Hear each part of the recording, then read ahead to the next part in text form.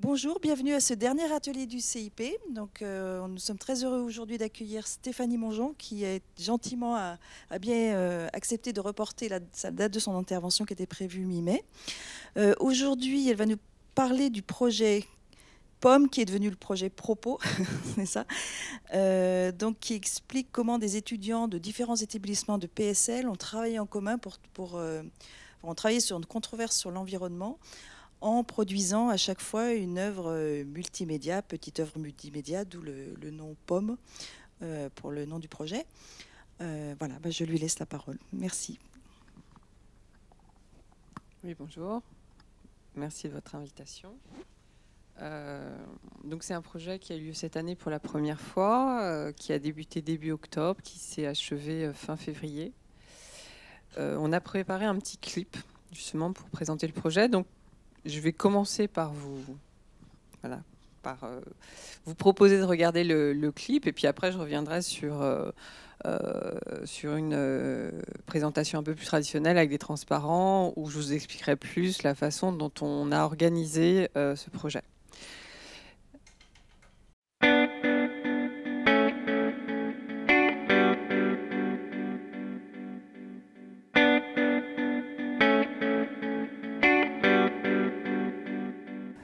Propos sur l'environnement, c'est un projet qui a été développé dans le cadre de Paris Sciences et Lettres, plus particulièrement PSL Environnement. Le projet réunit plusieurs institutions de PSL, Mines ParisTech, l'École normale supérieure, l'Université Paris-Dauphine et l'Institut pratique du journalisme, qui est l'école de journalisme de Dauphine. Faire réaliser à des étudiants d'origine différente, donc qui appartiennent à nos différentes institutions, un travail autour d'une question environnementale d'actualité, en travaillant avec deux axes majeurs. Un axe qui est l'analyse de la controverse, donc un travail plutôt sociologique, et la réalisation d'un web documentaire, ce qu'on appelait une petite œuvre multimédia. Ça permet d'avoir un choc des cultures et de faire en sorte que notamment les journalistes ne soient pas seuls dans leur coin à réfléchir uniquement en matière d'histoire, mais d'être battus en brèche aussi par des gens qui ont l'antériorité et la connaissance.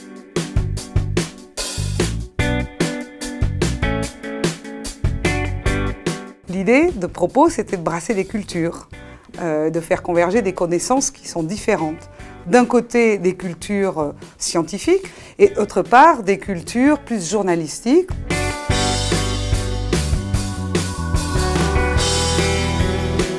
L'intérêt du projet déjà est énorme pour moi parce que c'est apprendre des techniques que moi je ne connaissais pas du tout, apprendre à travailler avec des gens que je ne connais pas, des filières que je ne connais pas. Apprendre à travailler en groupe et créer une dynamique de groupe avec des personnalités différentes. Ils perçoivent et ils appréhendent les sujets d'une manière totalement différente qui est vraiment enrichissante et apporte vraiment un autre angle sur un sujet. Et finalement, oui, c'est une remise en cause et ça paraît bateau de le dire, mais ça a vraiment été un apprentissage jusqu'ici. C'est quelque chose qui ne s'apprend pas en général et auquel on est confronté très rapidement dans nos premières expériences professionnelles. Donc si déjà ils ont compris un certain nombre de clés pour pouvoir être efficaces, pour pouvoir travailler avec des gens qui sont différents d'eux parce que leur formation est différente, eh bien je pense que ça peut vraiment beaucoup les aider pour le début de leur vie professionnelle.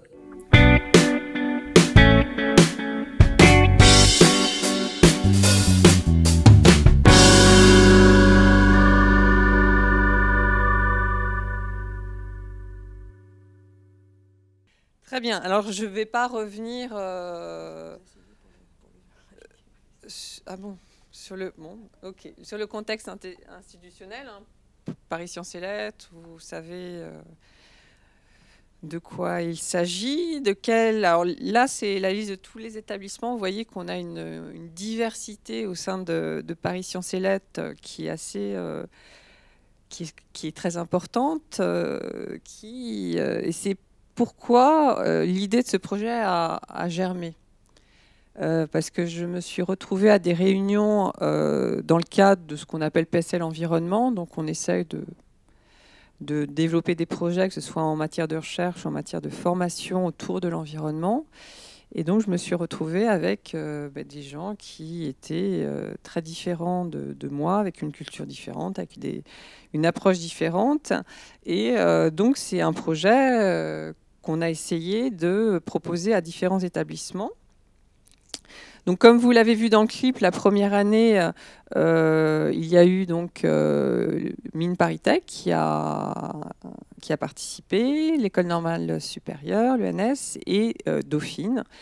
Et au sein de Dauphine, donc, il y a eu l'Institut pratique du journalisme. Et côté Dauphine traditionnel, on va dire, j'ai proposé à 3 masters qui ont participé, un master en économie, un master en sociologie et un master en informatique. Donc on a eu quelques étudiants de chaque master. Alors, bien sûr, ce n'était pas toute la promo, mais pour cette première année. Donc là, on vous rappelle un peu on vous présente les différents encadrants du projet, des différents instituts. Et donc, en bas du transparent, vous voyez qu'on avait des sociologues de l'école des mines.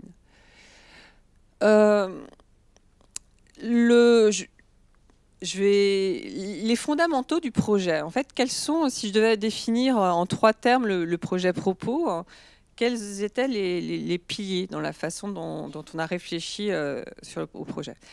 La première chose, c'est, vous l'aurez compris, c'est lié à l'environnement. L'environnement, c'est finalement une question qui va naturellement impliquer des compétences, des connaissances différentes. Donc, un économiste de l'environnement, moi, ce que je suis, eh bien, est quasi obligé d'aller discuter, d'aller lire des travaux liés à des sciences différentes. Parce que notre objet d'étude, ça va être la pollution. Avant de pouvoir réfléchir à la façon dont on conçoit une politique pour réduire la pollution, il faut comprendre un peu ce qu'est cette pollution, quelles sont les causes, quelles sont les conséquences de cette pollution. Donc on est forcément amené à regarder un peu des travaux d'épidémiologie, mais aussi comment on réduit cette pollution. Donc là, on est amené plutôt à discuter avec des ingénieurs pour savoir quelles sont les technologies qui peuvent être appliquées de façon à baisser cette pollution, quels sont les coûts liés à ces technologies. Donc, du fait de l'objet qu'on étudie, donc l'environnement, après, c'est pas que la pollution, les ressources naturelles, la biodiversité, etc. Donc, c'est extrêmement large. Mais c'est un sujet qui implique forcément de la multidisciplinarité. Donc ça, c'était une partie qui nous semblait vraiment très intéressante et sur laquelle on a voulu travailler. Donc, d'où l'idée de faire travailler des économistes, des sociologues. Bon, les informaticiens, ils ont été intéressés par le projet plus pour l'aspect gestion de projet, mais des ingénieurs, les ingénieurs eux-mêmes étant avec des passés assez différents. Donc, on pouvait avoir des géologues, des hydrologues, des chimistes, etc. Donc, on avait vraiment une diversité des compétences parmi les étudiants, vraiment très, très, très intéressante. Donc ça, c'est le premier pilier. Le deuxième pilier, c'était de mélanger les publics. Mais au-delà, on a voulu élargir avec le troisième pilier qui était de dire on va les faire travailler sur le multimédia ou sur l'image ou sur ces données à voir. Donc, sachant que nos étudiants sont des gens qui vont être plutôt même pour les économistes, des gens qui sont très techniques, qui peuvent être extrêmement pointus sur leur sujet.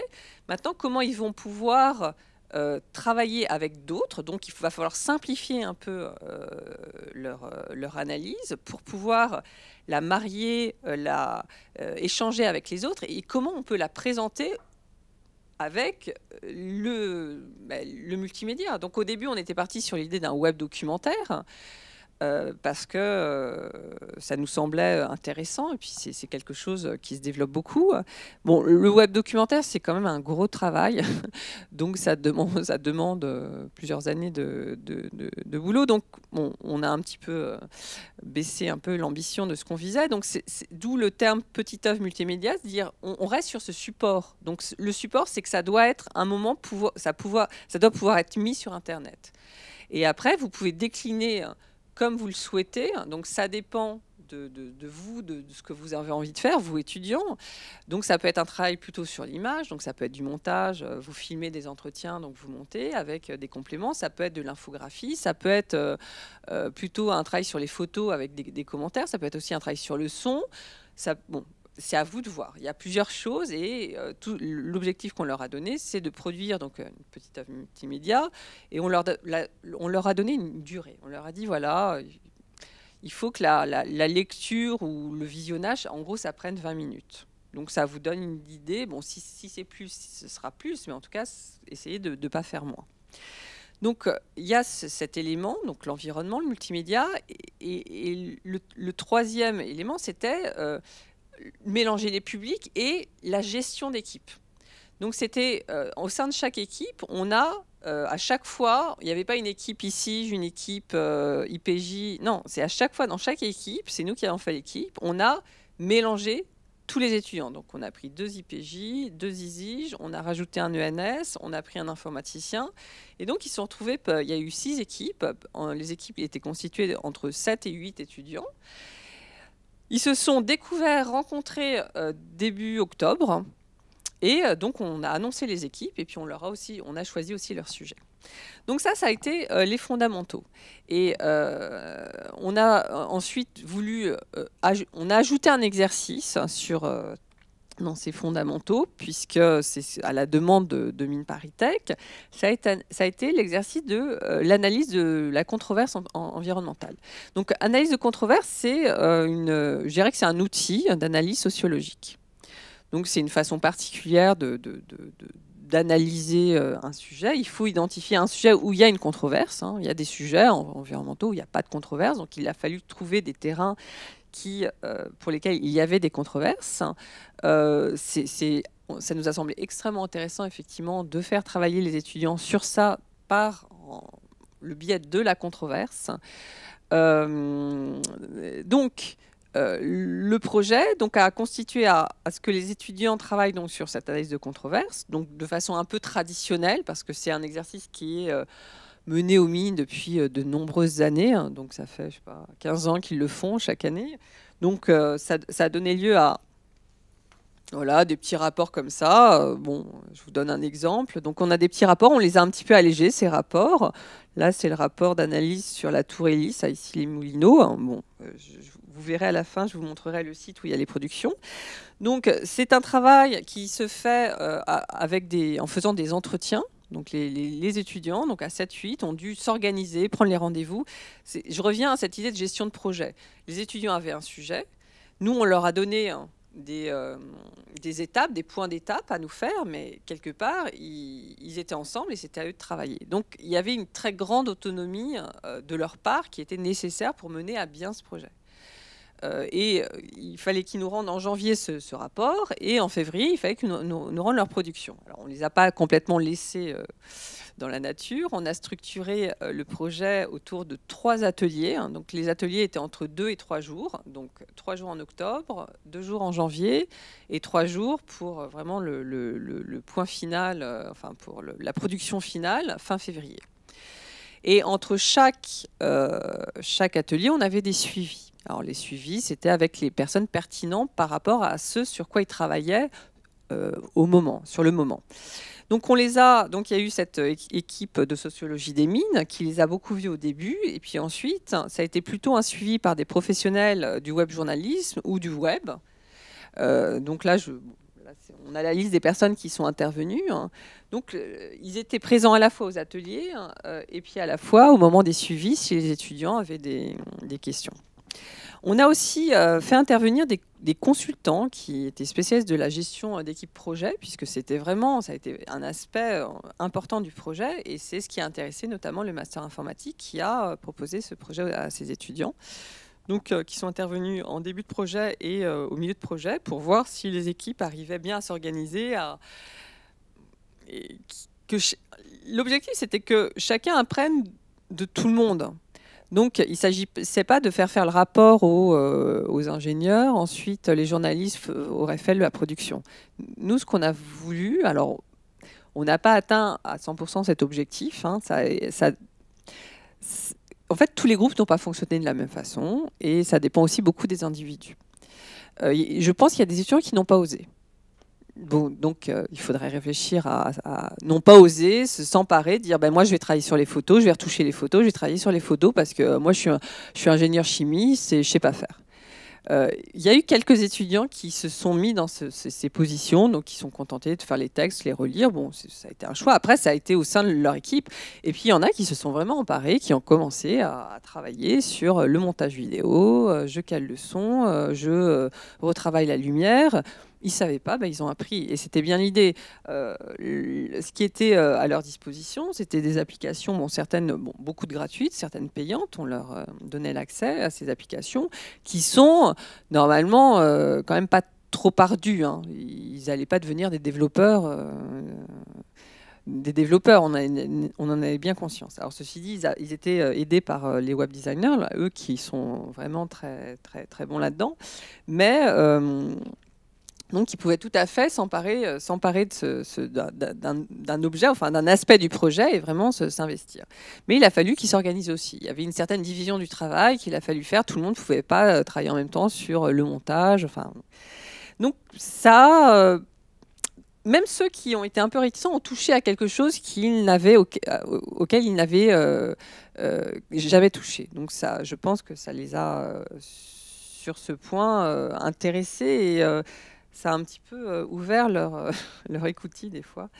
Et puis c'est quand même un objet, je sais pas, le web, c'est un objet central, quelle que soit notre profession. À un moment, on va être amené à réfléchir à la façon dont on va utiliser cet outil. Donc là, j'ai déjà dû tout dire à peu près des objectifs pédagogiques. Alors pourquoi on l'a proposé, on l'explique dans le clip.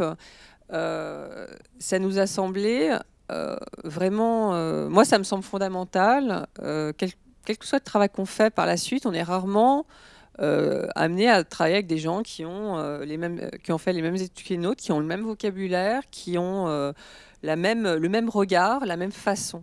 Et ça, c'est quelque chose qu'on ne découvre qu'au moment où on commence à travailler. Et on se retrouve à devoir travailler avec des ingénieurs. Ou alors, et pour le coup, on peut avoir des positions extrêmement tranchées. Hein.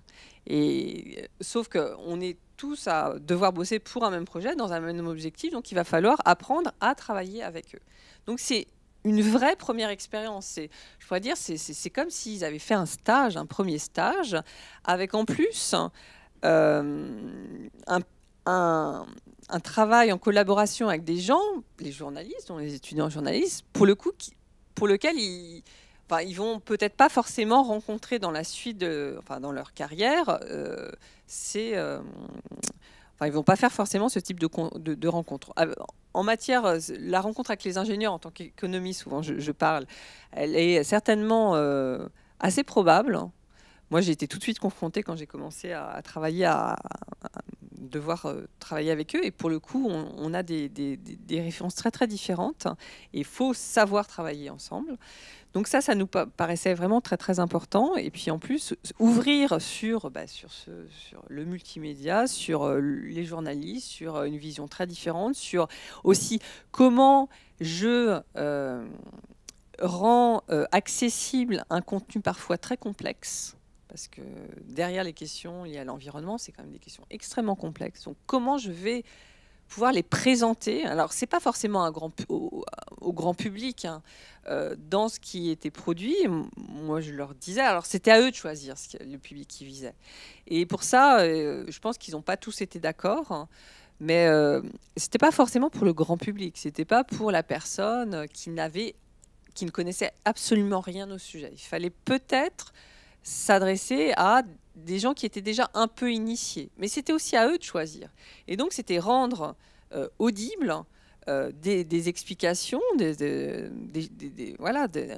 cette question pour une certaine cible qui n'était quand même pas très experte, mais la cible pouvait être aussi déjà un petit peu initiée. Donc, et l'environnement, encore une fois, se prête extrêmement bien aussi aux images, au support donc, qui avait été proposé. Bon, alors je ne vais pas trop développer, à moins que ça vous intéresse, sur ce qu'est une controverse environnementale. Moi, j'ai trouvé ça très intéressant. Moi, je ne connaissais pas du tout. Hein, donc, j'avais lu déjà en fait, des analyses, mais sans voir comment on aboutissait à une analyse sur une controverse. Une analyse de controverse, ça peut être sur des sujets qui ne sont pas du tout liés à l'environnement. Hein. Ça peut être appliqué à des tas de choses. C'est quand il y a un blocage dans une décision. Donc, il va y avoir on va dire des différentes parties prenantes qui ne vont pas être d'accord. Donc, la décision se bloque et puis on peut aboutir à vraiment des situations voilà, où la décision ne se prend pas, les gens ne sont absolument pas d'accord et ça permet de prendre un peu de recul et d'analyser la situation en identifiant notamment les nœuds. Donc, qu'est-ce qui va cristalliser, qu'est-ce qui va bloquer le processus ? Et c'est vrai que c'est des fois très étonnant. Alors, je vous donne un exemple. Il y a eu un sujet sur les gaz de couche en Nord-Pas-de-Calais. Donc, il y a le projet d'exploiter les gaz de couche. Alors, ce ne sont pas des gaz de schiste, hein, les gaz de couche. Ce sont des gaz qui peuvent être récupérés dans les anciennes mines de charbon, dans des veines apparemment, donc qui sont beaucoup moins profonds que les gaz de couche. Ce n'est pas du tout la même technique. On ne va pas casser les roches pour avoir des petites bulles de gaz. Donc, c'est quelque chose qui est déjà plus concentré. Il y a déjà des projets, il y a déjà des exploitations des gaz de couche qui sont faites, je crois, en Lorraine, à vérifier. Et donc, il y a ce projet en Nord-Pas-de-Calais et qui divise beaucoup. Donc il y a des opinions extrêmement différentes selon, il y a des soutiens, il y a des gens qui vraiment sont contre ce projet, et notamment en disant ça risque de polluer, de créer une pollution autour du lieu d'exploitation qui peut être vraiment extrêmement dommageable pour la population locale. Donc il y a cette question de quels vont être les impacts environnementaux de cette exploitation. Donc on utilise quand même une mine de charbon. On sait que les mines de charbon, c'est quand même une des activités. Enfin, l'exploitation du charbon, c'est une des activités les plus polluantes. Hein, bon, là, les procédés sont un peu différents, mais toute la question, il y avait une question qui portait là-dessus. Et pour conclure sur les impacts environnementaux éventuellement possibles de cette exploitation, c'est de savoir s'il y a de l'eau ou pas, qui prête ces veines où il y aurait les gaz de couche. Donc, est-ce qu'il y a de l'eau? Si on fore, à un moment, est-ce qu'on va tomber sur... On va traverser de l'eau, une nappe phréatique ou... Cette question, elle est fondamentale pour savoir s'il va y avoir migration d'éléments polluants aux alentours ou pas, ou s'il va y avoir une contamination des nappes phréatiques aux alentours. Et il se trouve qu'on ne sait pas s'il y a de l'eau ou pas. Et quand les étudiants sont allés interroger les hydrologues qui ont participé à différentes commissions, eh bien certains disent oui, il y a de l'eau, et certains disent non, il n'y a pas d'eau. Donc tant qu'on n'a pas cet élément, cette information qui est extrêmement difficile à produire, hein, parce qu'ils vont en fait ils vont analyser les roches, essayer de voir si en général on trouve de l'eau quand il y a ce genre de structure géologique. Donc eux, c'est que des... C'est pas une observation, c'est pas quelque chose qui est prouvé. Donc en fonction de leur analyse, ils vont conclure à la présence ou non d'eau. Apparemment, ils ne sont pas tous d'accord. Et or, tant qu'on n'a pas cette information, on ne peut pas dire si les impacts environnementaux seront importants ou pas. Alors après, important, ça ne veut pas dire qu'on n'a pas les moyens aussi de limiter ces impacts. Mais ça veut dire qu'on induit un surcoût sur le projet. Donc on voit que c'est un élément important pour l'acceptabilité du projet par la population locale et pour le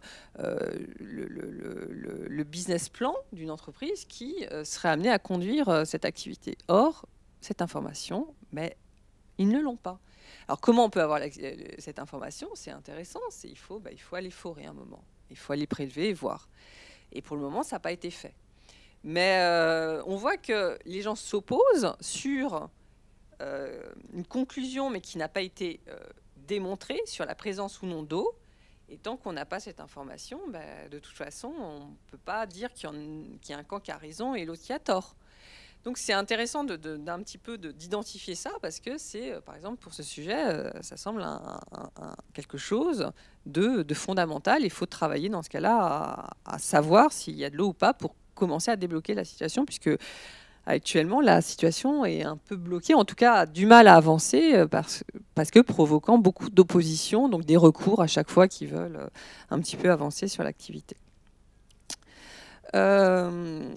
Oui, donc là c'était l'année de la controverse. Donc on a demandé aux étudiants qu'en fonction du matériel qui avait été produit, il y a eu beaucoup d'entretiens menés, donc de produire donc cette petite œuvre. Alors on parle de petite œuvre et puis maintenant on parle aussi de petit objet multimédia. L'école du journalisme préfère les petits objets, donc on a changé le titre. Maintenant c'est petits objets. Donc là, ça, je vous en ai déjà dit. On a eu donc 47 étudiants au total cette année entre tous les instituts. 6 sujets de controverse. Je vais vous donner, il y a un transparent qui vous présente les différents sujets. Donc il y a un encadrement pédagogique sur toute la durée du projet, mais de façon qui est absolument pas régulier. C'était pas un horaire fixe. Ce qui a pas été. Alors les problèmes d'emploi du temps, ça a été pratiquement ce qui a été le plus difficile à gérer entre nous. Et c'est un peu le message qu'on adresse aux instances de PSL, c'est dire tant que vous n'allez pas nous faciliter la vie sur ça, ce genre de projet va être extrêmement difficile à mener.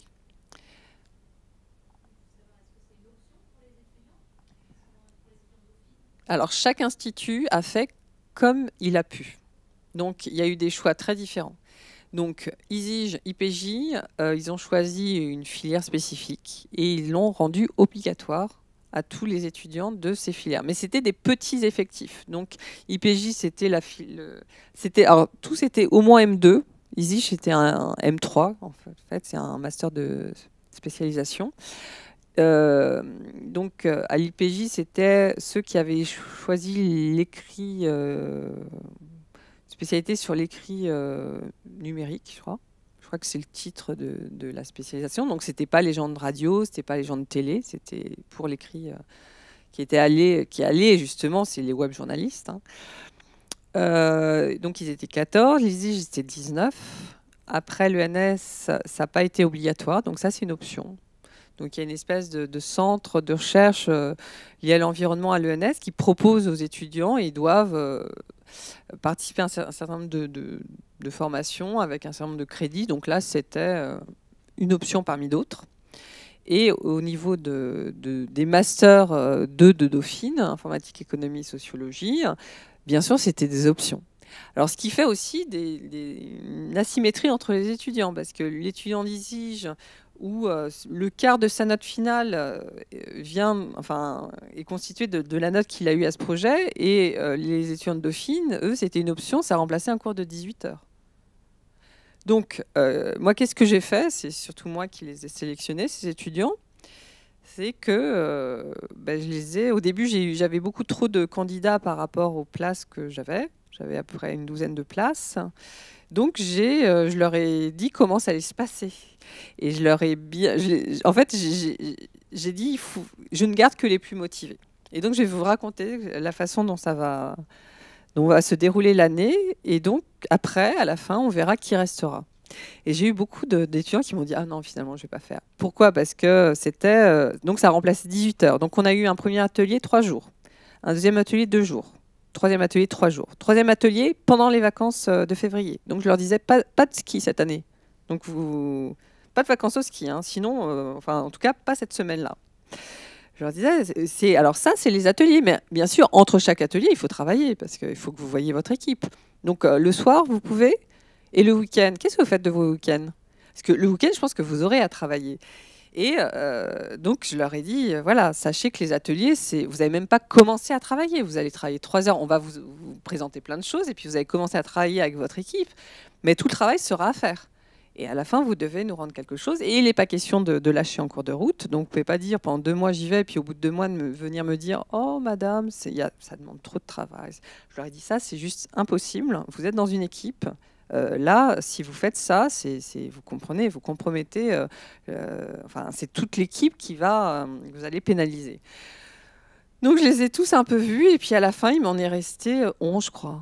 Non, je crois qu'il m'en est resté 10, plus, alors ça, c'est quand même, je suis très, très fière, parce qu'on a eu 2, on va dire, passagers clandestins. Alors, c'est pas vraiment des passagers clandestins. C'est des étudiants qui finalement n'ont eu aucun ECTS pour avoir participé à ça. Donc, il va avoir un certificat, parce que PSL va délivrer un certificat pour ce projet. Mais c'est des étudiants qui ont dit « Ah non, mais vraiment, on veut tellement participer à ce projet, tant pis, c'est pas une option, c'est rien. C'est comme si je fais mon loisir de l'année, et ben c'est ça. Je m'inscris à un atelier théâtre pour moi, pour mon propre plaisir. Et ben on a eu 2 étudiants de l'ENS et un étudiant de Dauphine. Voilà, qui ont fait ça. C'est-à-dire, et c'était pas les moins motivés. Hein. Enfin, et ils n'ont pas eu de problème. Ils sont venus. Et des fois, bon, ils avaient cours, donc ils venaient, ils nous rattrapaient un peu. On le récupérait en milieu de journée. Bon, c'est pas grave. Il y avait quand même des impondérables. Hein. Il y avait une présence qui était nécessaire. Et d'ailleurs, avec Dauphine, il y a eu un problème. C'était la première année, mais les étudiants, en gros, ont séché un peu leurs cours, on va dire ça comme ça. Bon, c'était sur des périodes très, très limitées. Hein. Les responsables étaient bien sûr prévenus. Mais à un moment, quand on partait tous en atelier, on les emmenait très loin. Il fallait faire les équipes et qu'ils commencent à rencontrer les autres. Ben, s'ils avaient cours à ce moment-là, ben, voilà, je leur ai dit c'est très exceptionnel. Ça n'arrivera qu'une fois dans le semestre, mais c'est obligatoire. Sinon, vous ne pouvez pas participer au projet. Donc on voit ces problèmes d'emploi du temps et en même temps un master qui met 3 étudiants, enfin un master à 3 étudiants dans le projet, il ne va pas bouleverser son emploi du temps, il ne va pas bloquer 2 jours de son emploi du temps pour 3 étudiants. Donc, on voit la difficulté, et d'ailleurs, cette année, je vous en reparlerai si j'ai le temps, parce que les emplois du temps évoluent beaucoup. Oh là là, il faut que j'accélère. Mais j'ai bientôt fini. Évoluent beaucoup, et là, ça devient impossible de mettre des masters de Dauphine, hors IPJ, hein, quand je dis ça. Donc, donc il y a eu 3. Donc, je vous disais, les ateliers, bon, je vous avais préparé les liens. Je ne sais pas si je vais les récupérer, s'ils sont encore. À chaque atelier, on a essayé de communiquer pas mal sur chaque atelier. Donc, ça vous donne juste un peu l'ambiance de. Donc là, c'était pour le premier atelier. Donc, on les a amenés. Voilà. Si j'arrive à faire ça. Donc, et puis, alors c'est drôle parce que il y a eu des tweets. Enfin, on a découvert, même moi, j'ai découvert un autre univers. On a tweeté, on a fait donc ces Storyfy. Donc, il y a eu vraiment un partage. Et puis, tous les étudiants s'y sont mis. C'est-à-dire que les groupes se sont faits. Il y a quelques séances de travail assez intéressantes avec. Bon, oui, ils ont même scié du bois. Donc ça, c'était. Ils ont tout de suite. Jouer le jeu, et puis alors là c'était le travail avec les consultants justement qui voulaient un peu casser les clichés entre lui c'est l'économiste, lui c'est l'ingénieur, il va faire ci, il va faire ça. Donc ça a été un premier atelier vraiment réussi. Le deuxième atelier, donc on l'a fait de façon plus traditionnelle, on l'a fait à Dauphine et après à Mines ParisTech, mais à Fontainebleau. Alors ça s'est fait dans une ambiance un peu particulière puisque les attentats avaient eu lieu 2 jours avant. Donc ça a été une ambiance assez compliquée, où là, ils restituaient devant tout le monde, donc vous reconnaissez notre superbe amphi, leur premier travail sur les controverses. Donc il y avait un travail sur un incinérateur à Ivry, hein, je vais vous montrer les sujets. Bon, mais tout le monde était un peu triste, hein, ce qui se comprend. Et la deuxième journée, je crois qu'on a fait ça que sur... Donc sur chaque... Là, ça, c'est encore en ligne, hein, si vous voulez aller voir. Donc chaque sujet a présenté ses conclusions. Et là, comme on a commencé à travailler sur en quoi ce sujet peut devenir une production multimédia. Donc notamment comment angler le sujet. Alors angler le sujet, c'est un terme un peu journalistique. Ils vont pas pouvoir restituer comme ça tout le matériel qu'ils ont produit, hein, qu'ils ont synthétisé. Il va falloir faire des choix. Et c'est aussi en fonction des choix que ils vont, une fois que les choix seront faits, ils vont savoir comment traiter le sujet. Donc traiter, c'est qu'est-ce que je vais mettre derrière. Est-ce que je fais des entretiens, est-ce que je fais de l'écrit, est-ce que je fais de la photo. Et ça a donné lieu donc à ces 6 sujets. Donc les 6 productions. Donc on les a fait. Il y a un groupe qui a travaillé sur la pollution à Paris, notamment le fait qu'une association avait porté plainte contre X sur la mise en danger de la vie. Voilà. L'incinérateur d'Evry, donc qui doit être remplacé et avec une technologie qui est déjà, qui est très contestée. Montesson au Champ des Possibles, c'est un lieu, une zone agricole près de Paris qui est encore exploitée et qui pourrait être utilisée dans un futur assez proche pour faire un centre commercial et construire la construction. Donc, c'est-à-dire l'activité agricole cesserait et on mettrait voilà, la ville gagnerait les champs. Le gaz en or, c'est les gaz de couche en Nord-Pas-de-Calais. Vaujours, c'est un fort qui a été utilisé pendant des années par le CEA et donc qui a été vendu à Placoplâtre, une entreprise de fabrication de plâtre. Mais donc, bon, il y a quand même des questions qui se posent sur l'utilisation de ce site où il y a des points de contamination pour une activité industrielle. Et la tour Hélice, c'est un projet de tour à Issy-les-Moulineaux qui est pas mal contesté sur différents éléments. Donc, je vous donne juste l'exemple des productions qui se chargent bien. Donc, pour la pollution de Paris, ils ont utilisé le médium. Ah, ça met un peu de temps à charger. Alors, juste à la fin, ce qu'on a fait, c'est qu'on a fait un prix pour ces productions. Donc avec un jury indépendant, et puis donc il y a 2 productions on a eu 5 jurés, donc qui ont voté, et donc il y a eu 2 productions. Une première, enfin, on a décerné 2 prix parce qu'ils étaient vraiment coude à coude. Donc voilà un premier exemple, donc avec plutôt quelque chose d'assez linéaire, donc avec des dates, mais beaucoup d'infographies. Et puis avec parfois voilà, des petits... ça, c'est juste du son, puisqu'ils avaient fait les interviews. Là, où il y a aussi des vidéos. Et alors, il y en a 3 qui mettent beaucoup de temps à charger. Donc, je vais vous montrer ça, parce que ça, c'est assez incroyable ce qu'ils ont fait. Parce qu'on a eu un normalien qui est juriste et historien, mais qui est un fou de dessin aussi. Et c'est lui qui a dessiné ça. Et ils ont fait des petits films. Enfin, c'est assez drôle parce qu'on s'y attendait pas du tout. Hein.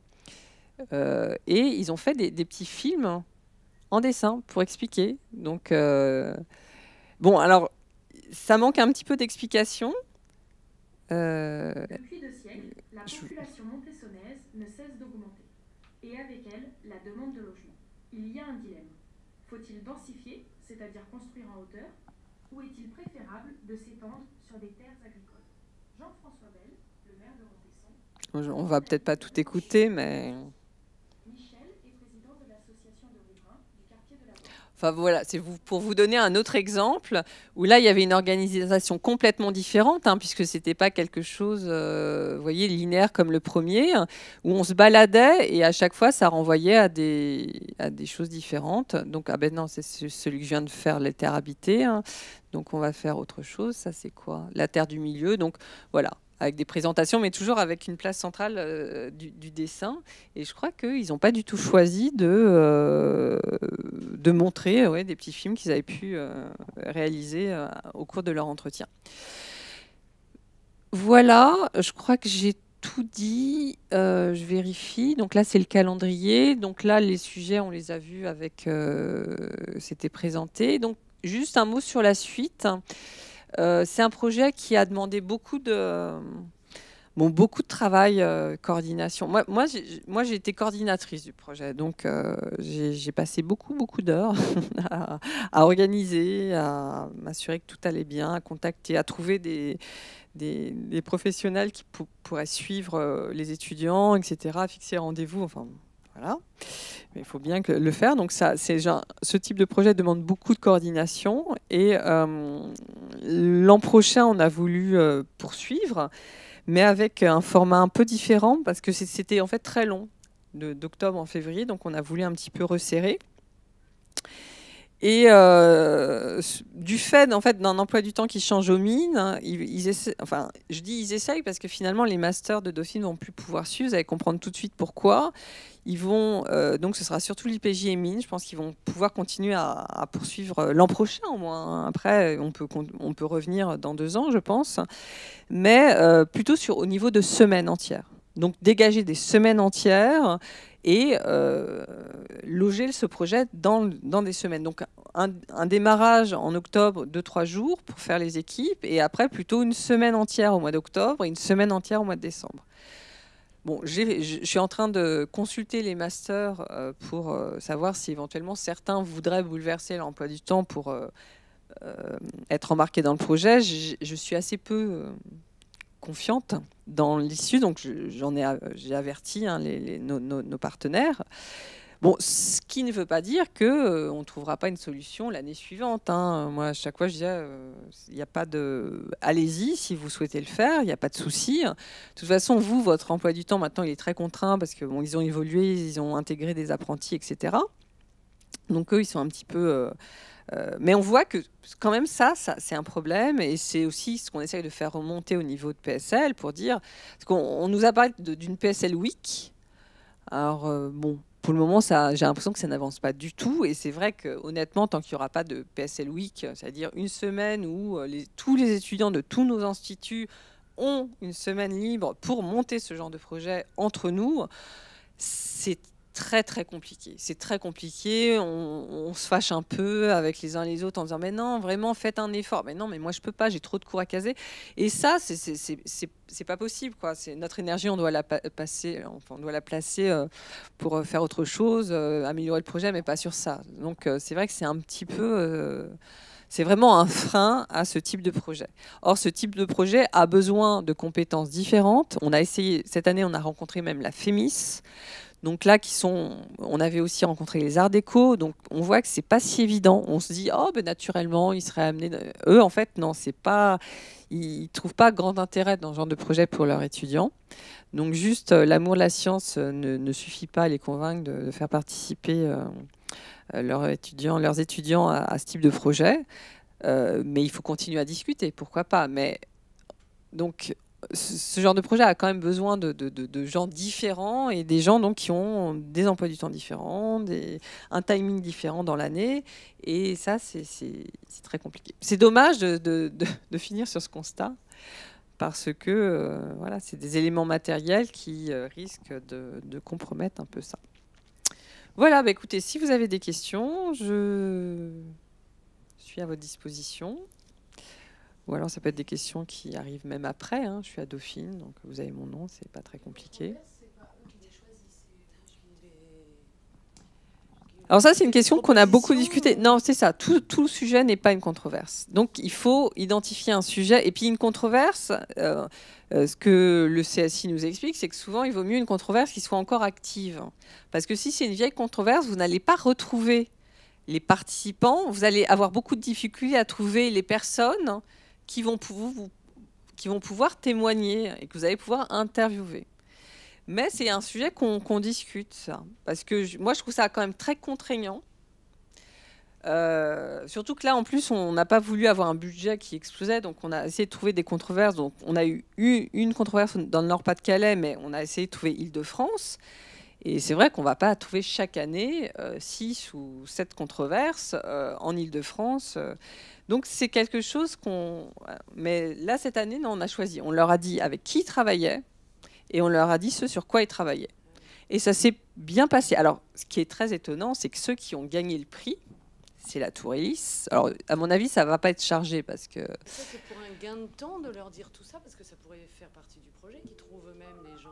Oui, c'est pour un gain de temps, parce qu'il faut qu'ils commencent à travailler. Ils ont un premier... Ça dure 3 jours, hein, et ces 3 jours, il faut qu'ils puissent déjà commencer à travailler sur leur sujet. C'est normal, c'est normal. Vous inquiétez pas, ça fait partie... J'étais très inquiet. Alors, c'est ce projet... Alors, c'est marrant, c'est le projet qui a gagné le prix. Et je vais couper le son. Et alors, moi, je les ai suivis particulièrement, ce groupe. Et alors, c'était un groupe qui n'aimait pas son sujet, du tout. Et ils ne voyaient pas de controverse dans le sujet, ils ne voyaient pas le problème. Enfin, on a dû vraiment les pousser.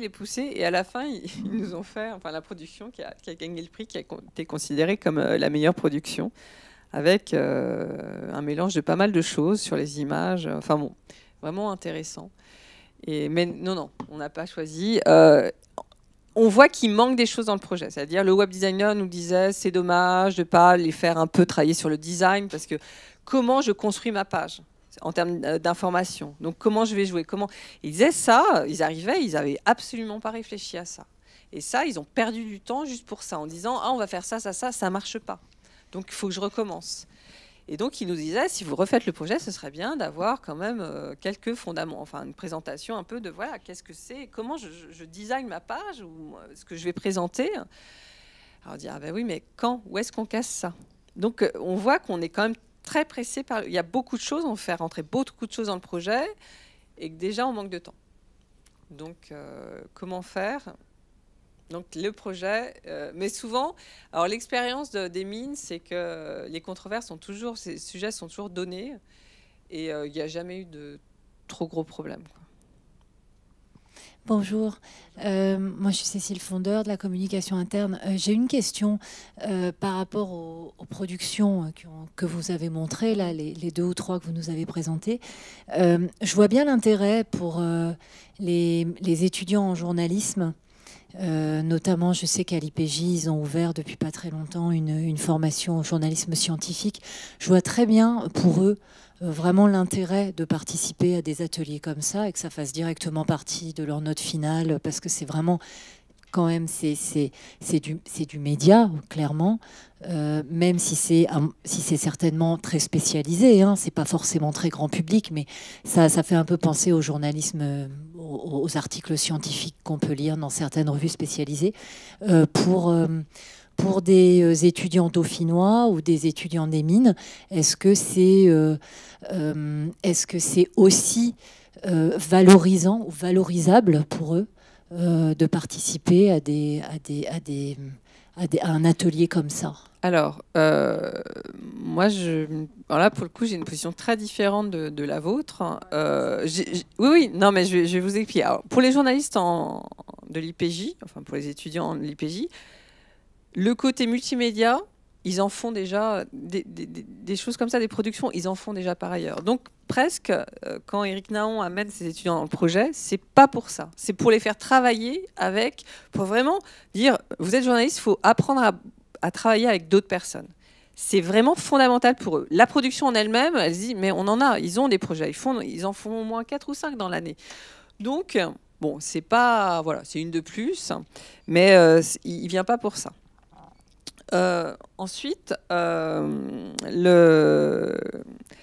c'est vrai que, prenons un économiste. Donc moi, je vois, c'est le master énergie, finance, carbone. Moi, je les connais, ces étudiants. Le projet, qu'est-ce que ça fait? Ça les sort d'une salle de classe. Donc ça, alors après, il y aurait plein d'autres façons de les sortir d'une salle de classe. Mais voilà. Ça, c'est une première chose. Deuxième chose, c'est vraiment... il y a quelques étudiants seulement qui l'ont choisi. Hein. C'est sûr que ça ne peut absolument pas s'adresser à une promo entière, par exemple du master de sociaux. Enfin, c'est évident que ce projet ne peut pas être obligatoire. Parce qu'il y a des étudiants qui ne sont absolument pas intéressés par ce travail lié au multimédia. Donc pour eux, ils ne verraient pas l'intérêt de faire ça. Mais il y a des étudiants qui ont l'appétence pour ça. Et ça fait poser aussi des questions. Là, en plus, on avait ajouté l'analyse de controverse. Donc, par rapport à je vais être dans une boîte. Je vais peut-être bosser chez un énergéticien, un gros énergéticien. C'est quand même... je reviens au master des économistes. Donc, je vais bosser entre des gens qui auront un peu ma culture, qui sont à peu près d'accord sur l'énergie, il faut plutôt faire ci, il faut plutôt faire ça, et qui vont avoir développé des projets avec une opposition parfois au niveau local, mettez des éoliennes en France, et je pense qu'il y a des ingénieurs d'EDF, ou peut-être pas EDF, mais d'autres boîtes, des ingénieurs un peu qui ont dû être traumatisés par l'opposition locale qu'ils ont pu trouver. Donc, ce qui est intéressant, je trouve que l'analyse de controverse, pour ça, c'est intéressant parce que ça leur dit, attention, vous allez arriver avec votre truc, votre dossier, votre analyse, mais si votre analyse, vous ne savez pas... Enfin, déjà, elle ne va pas forcément être complètement acceptée. Il y aura de l'opposition. On ne peut pas forcément raisonner j'ai raison, tu as tort. Ça ne se passe pas toujours comme ça. Et puis, de toute façon, même si vous raisonnez comme ça, ce n'est pas pour autant que le projet avancera. Donc, il peut y avoir des vrais blocages. Donc, déjà, analyser une situation comme ça, en prenant un peu de recul et pas en étant complètement investi, enfin se sentir finalement contesté dans l'opposition à des conclusions ou des recommandations qu'on peut faire.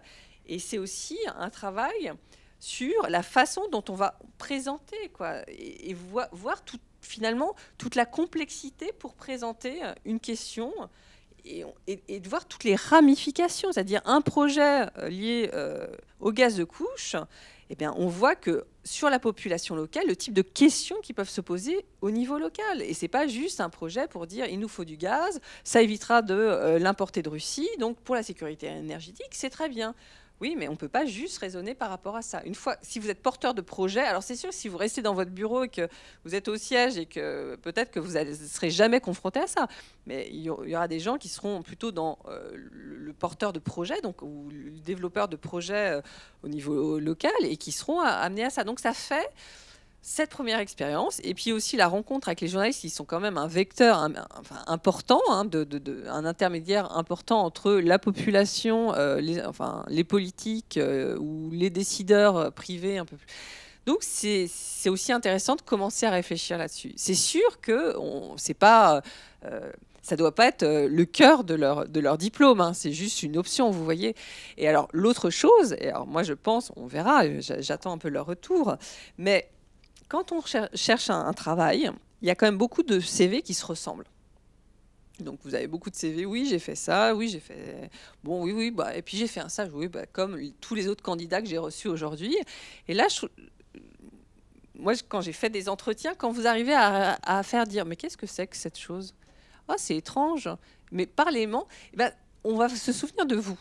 Alors après, faut pas, est-ce que ce sera en positif ou en négatif, mais vaut mieux essayer de le transformer en positif. Mais c'est juste la petite chose sur le CV qui va dire « Ah oui, lui, je me souviens, il a été capable de travailler avec des ingénieurs des mines, des journalistes, et que finalement de faire une production... Bon, je ne suis pas allée la voir, mais ça me paraissait vraiment intéressant ce qu'il m'a dit. » C'est aussi un petit plus. C'est pas le fondament. On est d'accord, hein. Les enseignements fondamentaux, c'est pas ça.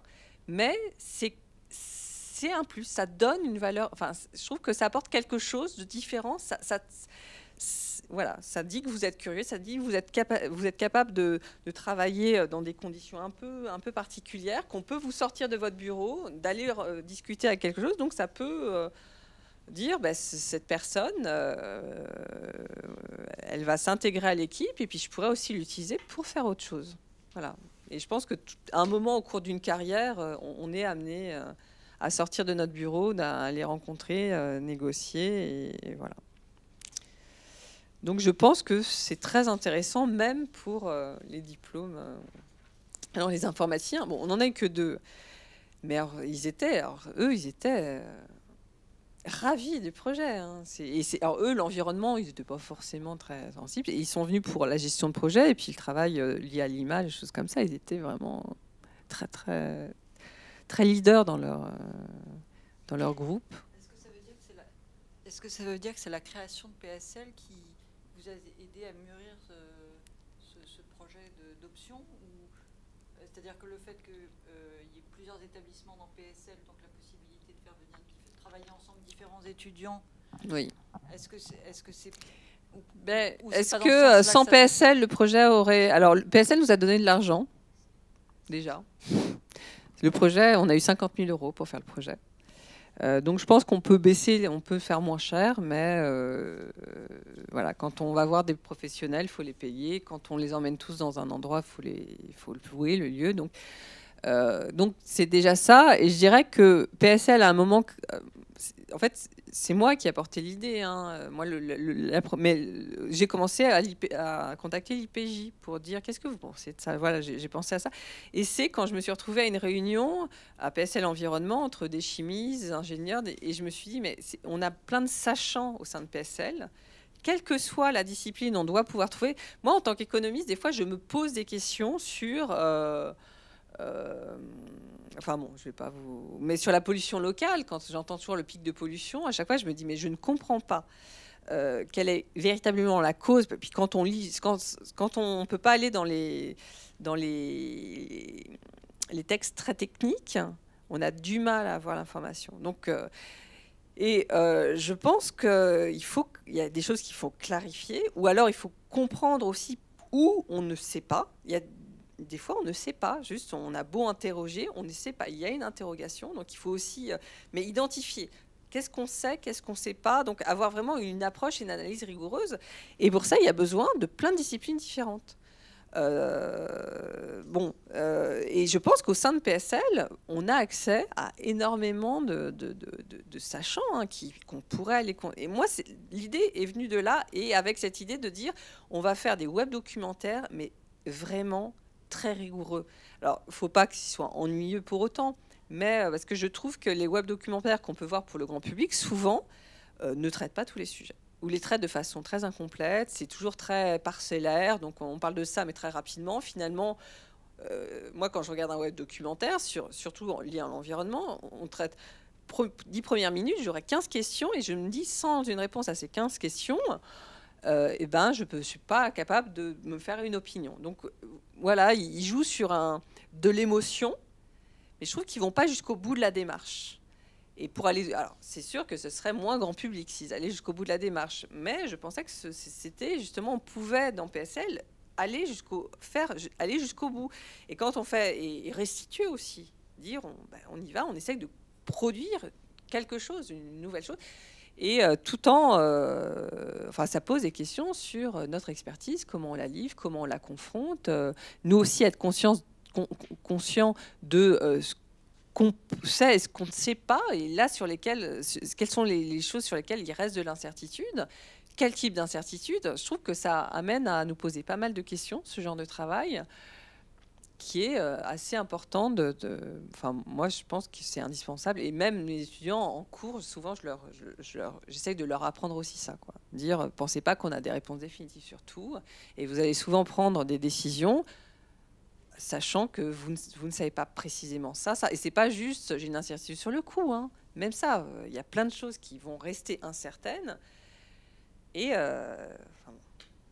ce serait assez passionnant, mais en ça, la culture européenne et la culture américaine, prenez les gaz de schiste, c'est très différent la façon dont on gère le dossier.